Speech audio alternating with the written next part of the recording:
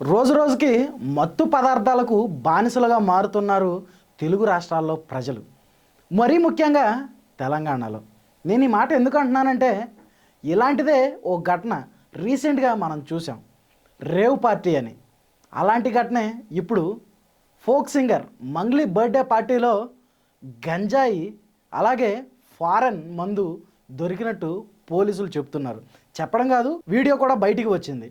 అయితే ఒక పోలీస్ అధికారి దాన్ని మొత్తాన్ని ఫోన్లో వీడియో తీస్తూ ఉండగా మంగ్లీ తన మీద పెత్తనం చెలాయించడానికి ట్రై చేసింది.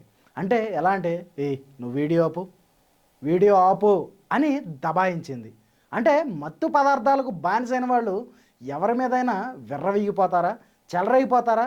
అయితే రోజు రోజుకి ఒక పేరు, ఒక హోదా ఉన్నటువంటి వీళ్ళు మత్తు పదార్థాలకు బానిసలు అవ్వడానికి గల కారణాలేంటి?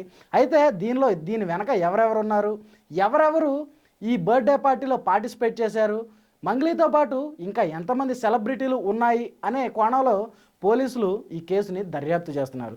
మరి ముందు ఈ కేసులో ఎలాంటి కోణాలు వెలుగు చూస్తాయి అనేది కూడా వేచి చూడాలి. మత్తు పదార్థాలకు బానిసలు అవుతున్నటువంటి సెలబ్రిటీల మీద మీ అభిప్రాయం ఏంటి?